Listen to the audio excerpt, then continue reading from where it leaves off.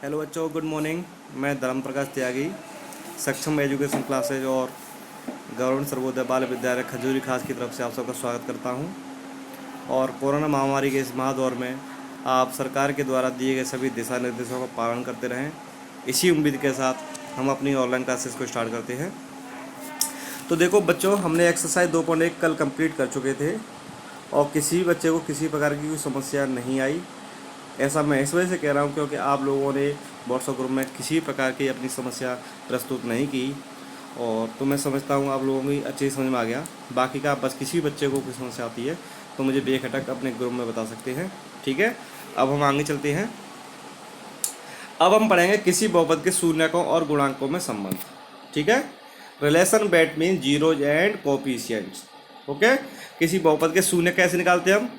किसी बहुपद के शून्य निकालने के लिए उस बहुपद को हम जीरो के बराबर रख देते हैं, ठीक है। उसके क्या करते हैं? फैक्टर करते हैं। फैक्टर करने के बाद में जो हमें गुणनखंड प्राप्त होते हैं हम उनको जीरो के बराबर रख देते हैं और हम आसानी से शून्य के यहाँ कर लेते हैं, ठीक है। ये तो हो गया शून्य की बात। अब गुणांक क्या होते हैं, कोएफिशिएंट क्या होते हैं? तो देखो बच्चों, जैसे अगर आपको इक्वेशन दे रखी है A X square plus B X plus C, अगर आप लोगों को पूछ लिया जाता है कि एक्स स्क्वायर का गुणांक क्या है, तो देखो एक्स स्क्वायर के साथ में कौन है? ए। तो हम क्या बोलेंगे? The coefficient of x square is a, ठीक है। अगर आप लोगों को पूछ लिया जाता है कि एक्स का गुणांक क्या है, एक्स का कोएफिशिएंट क्या है, तो क्या है यहाँ पर? देखो बी, ओके। तो the coefficient of x is b. अब अपना अचर पद क्या है? सी है, ठीक है।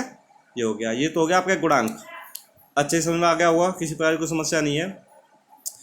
किसी भी पद का गुणांक निकालने के लिए जैसे हमें एक्स स्क्वायर का देखना है तो हम देख लो एक्स स्क्वायर के साथ में किसका मल्टीप्लाई हो रहा है, एक्स स्क्वायर से पहले क्या दे रखा है, ठीक है ना। वो उसका क्या होता है? कोएफिशिएंट होता है, ठीक है बच्चों। अब आगे चलते हैं। हम शून्य को गुणांकों के मध्य संबंध पढ़ रहे हैं। तो देखो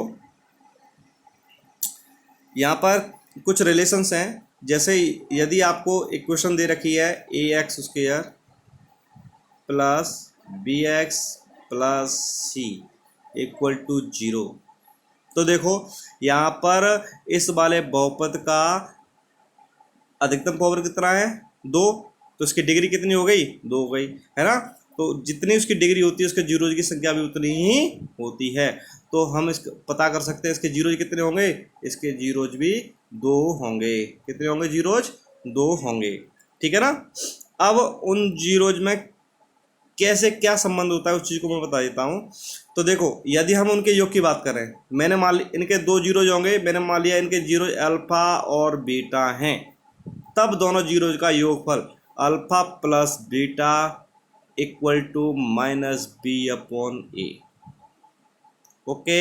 और दोनों जीरोज का multiply alpha beta equal to C upon A होता है, ठीक है ना। इस चीज़ को मैं अभी आपको बता देता हूँ। तो देखो यहाँ पर आपको एक इक्वेशन दे रखी है x 2x square minus 8x plus 6। जब इन्होंने इसके फैक्टर किए तो निकल के आया 2 into x minus 1 into x minus 3। जब हम इसके शून्य निकालेंगे, जीरो निकालेंगे, तो क्या करें? एक्स माइनस 1 और एक्स माइनस 3 को अलग अलग जीरो के बराबर रख देंगे, तो इसके जीरो निकल के आएंगे। वो क्या आ जाएंगे? एक्स माइनस 1 से 1 निकल के आ जाएगा और एक्स माइनस 3 से 3 निकल के आ जाएगा। यानी इसके जो जीरो जो होंगे कौन कौन से होंगे? 1 और 3 होंगे, ठीक है ना। अब इनको हम जोड़ें, 1 और 3 को जोड़ें तो कितना आएगा? 4 आएगा, आएगा कि नहीं आएगा। और मैंने अभी फॉर्मूले क्या बताया कि शून्यकों का योगफल बराबर माइनस बी अपॉन ए होता है, तो हम उससे भी वेरीफाई कर लेते हैं। तो देखो यहाँ पर माइनस बी अपॉन ए होता है किसका? अल्फा प्लस बीटा बराबर कितना होता है? माइनस बी अपॉन ए। तो देखो यहाँ पर माइनस बी अपॉन ए, बी की वैल्यू कितनी है? -8, और एक माइनस पहले से लगा रहा हूँ तो कितना हो जाएगा? 8 हो जाएगा अपॉन ए। तो देखो एक्स उसके का कोफिशिएंट क्या है? 2। तो ए की वैल्यू कितनी हो जाएगी? 2 हो जाएगी। 8 में 2 का डिवाइड करेंगे तो कितना आ जाएगा? 4 आ जाएगा। और हमारा ये भी 4 आ रहा था उस तरीके से भी। तो ये संबंध होते हैं, थोड़ा सा हमें इनको देखने की आवश्यकता है। इनको देखने से क्या होता है, हमारे जो जो लेंथी कार्य होता है वो छोटा सा हो जाता है, हम आसानी से समझ जाते हैं। अब इसी कड़ी में हम शून्यकों का गुणनफल पढ़ेंगे। तो हमने अभी ज्ञात किया था उनके शून्य क्या निकल के आए थे? 1 और 3 निकल के आए थे। 1 और 3 का मल्टीप्लाई करेंगे तो कितना आ जाएगा? 3 आ जाएगा। आएगा कि नहीं आएगा, यानी दोनों शून्यकों का गुणनफल कितना आ जाएगा, 3 आ जाएगा। और हम उसे क्या कहते हैं, सीधा बहुपद समीकरण से ज्ञात करेंगे। तो देखो यहाँ पर सी की वैल्यू कितनी दे रखी है, 6 दे रखी है, और 6 में हम एक्स स्क्वायर के कोफिशिएंट का डिवाइड करेंगे, 2 का डिवाइड करेंगे तो कितना आ रहा है, 3 आ रहा है। आ गया कि नहीं आ गया, यहाँ भी 3 आ रहा है और उस केस में भी 3 आ रहा था। तो शून्य का गुणनफल कितना होता है, C/A, यानी हमने जो फॉर्मूला बनाया था C/A वो एकदम सही है। ठीक है ना। ऐसे ही आपको एक एग्जाम्पल और दे रखा है, इस एग्जाम्पल को आप करने की कोशिश करें। ठीक है, अब आगे बढ़ते हैं हम। देखो जो मैंने रिलेशन बताए थे वो ये निकल के आ गए। तो बच्चे सब इस रिलेशन को याद कर लेना, क्योंकि ये बहुत मोस्ट इम्पोर्टेंट है और इनकी सहायता से आप सवालों को अच्छे से हल कर पाओगे। ठीक है बच्चों। अब देखो इसका एग्जाम्पल नंबर 2 क्या कह रहा है, द्विघात बहुपद x square plus 7x plus 10 के शून्य ज्ञात कीजिए। शून्यकों तथा गुणांकों के बीच के संबंध की सत्यता की भी जांच कीजिए। यानी हम जो पहला एग्जाम्पल करके आए हैं सेम वैसे ही हमें इसकी प्रोसेस भी करनी है। तो देखो हमें क्या दे रखा है, x square plus 7x plus 10। तो देखो एक्स स्क्वायर, ठीक है, प्लस 7x को मैं क्या लिख सकता हूँ, 2x प्लस 5x और प्लस 10। ठीक है, तो यहाँ पर मैं क्या कॉमन ले सकता हूँ, x कॉमन आ जाएगा, तो अंदर क्या बचेगा, x प्लस 2 अंदर बचेगा। इसी प्रकार इन दोनों प्लस 5 कॉमन आ जाएगा, तो अंदर क्या बचेगा, x प्लस 2 बचेगा।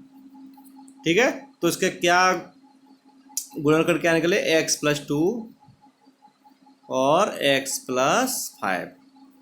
जब मैं इनको अलग अलग रख दूंगा, एक सेकेंड, ठीक है, रख दूंगा, तो देखो जब मैं x प्लस 2 को 0 के बराबर रखूँगा तो इस x की वैल्यू कितनी आ जाएगी, -2 आ जाएगी। इसी प्रकार -2 आ जाएगी। इसी प्रकार x प्लस 5 को मैं 0 के बराबर रखूँगा तो -5 आ जाएगी। तो यानी इसके शून्य क्या निकल के आए, इसके शून्य -2 -5 निकल के आए। अब बात करते हैं शून्यकों का योगफल। जब मैं -2 -5 को जोड़ूंगा तो कितना आएगा, -7 आएगा कि नहीं आएगा।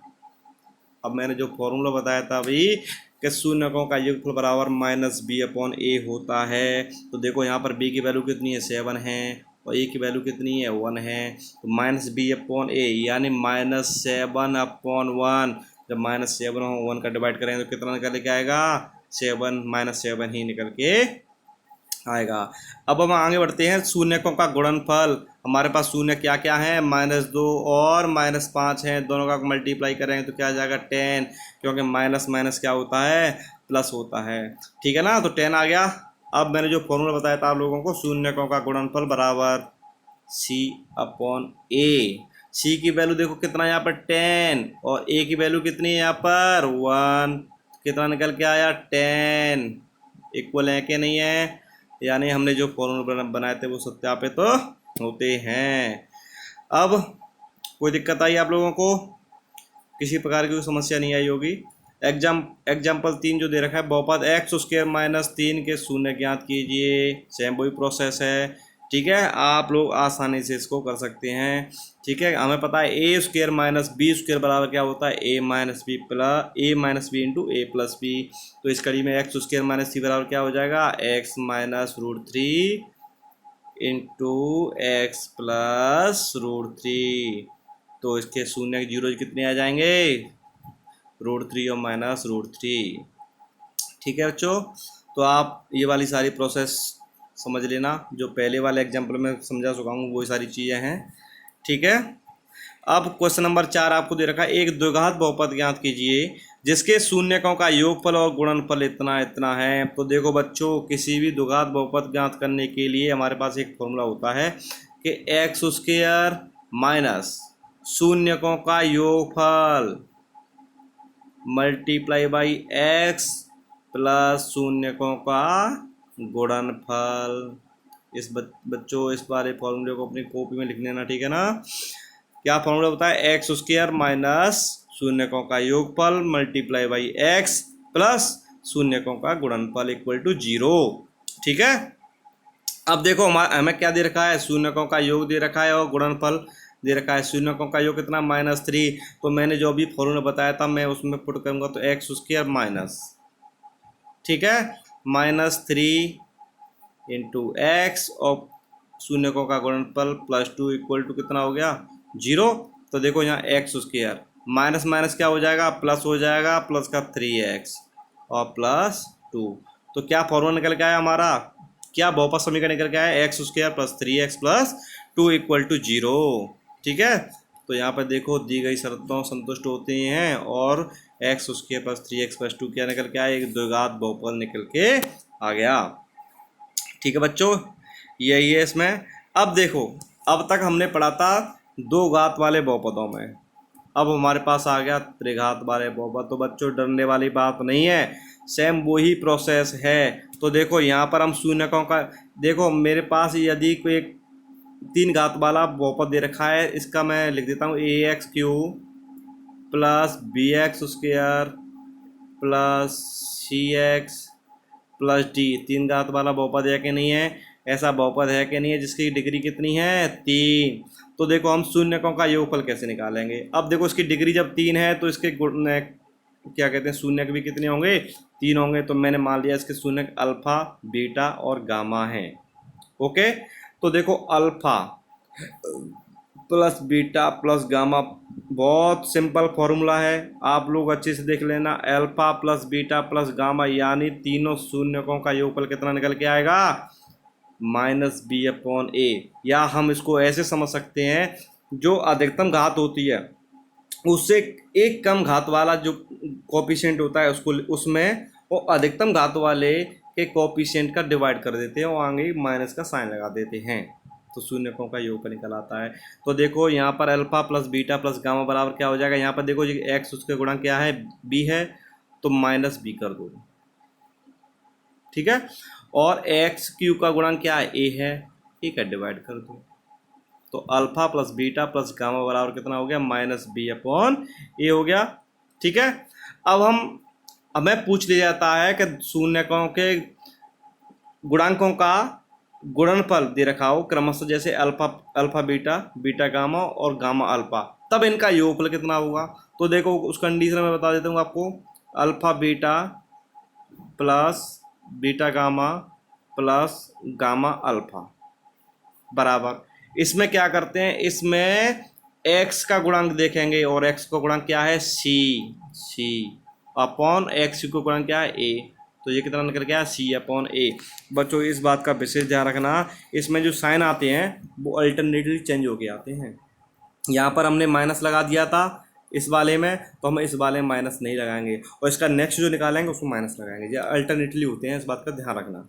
ठीक है, तो alpha beta plus beta gamma plus gamma alpha बराबर कितना निकल के आया, c/a। या हम ऐसे कह सकते हैं कि जो हमारे पास जो शून्यक हैं, किन्हीं दो शून्यकों का गुणा किया जाए और उन सबको जोड़ दिया जाए तो उसकी जो वैल्यू निकल के आती है वो अधिकतम घात वाले बहुपद से दो घात वाला बहुपद बट्टे अधिकतम घात वाले बहुपद का कोफिशिएंट, हम ऐसे कह सकते हैं चीज़ को। यानी कि x का कोफिशिएंट कितना है, c, तो c आ गया, और x का कोफिशिएंट कितना है, a बट अपॉन a आ गया।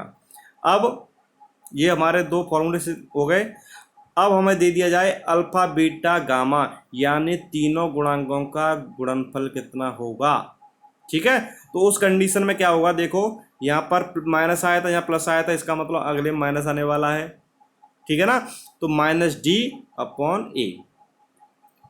क्या हो जाएगा, alpha beta gamma equal to -d/a हो जाएगा। ये फॉर्मूला निकल के आएगा। ठीक है बच्चों, अगर आप लोगों ने वो नहीं लिख पाया तो थोड़ा सा बैक हो लेना और सारे फॉर्मूले लिख लेना। ठीक है, वीडियो देखने से कुछ नहीं होगा, आपको मेहनत करनी पड़ेगी। ओके, तो हमारे पास जो 3 घात वाला बहुपद था, त्रिघात बहुपद था, उसके भी हमने तीनों फॉर्मूले देख लिए हैं। अगर उसके 3 शून्यक होंगे, अल्फा बीटा गामा, तीनों का योगफल -b/a, alpha beta plus beta gamma plus gamma alpha बराबर c/a, और अल्फा बीटा गामा बराबर -d/a। ये सारी चीज़ें निकल के आती हैं, आप इन चीज़ों को वेरीफाई भी कर सकते हैं। ठीक है ना, देखो आप लोगों को ये दे रखा है alpha plus beta plus gamma, जो हमने निकाला था वो सारी चीज़ें -b/a, और alpha beta plus beta gamma plus gamma alpha बराबर c/a, और अल्फा बीटा गामा बराबर -d/a। किसी प्रकार की कोई समस्या नहीं आई होगी आप लोगों को। ठीक है, अब देखो वही सारी चीज़ जांच कीजिए। त्रिघात बहुपद p x equal to 3x³ minus 5x² minus 11x minus 3 के शून्यक ये हैं।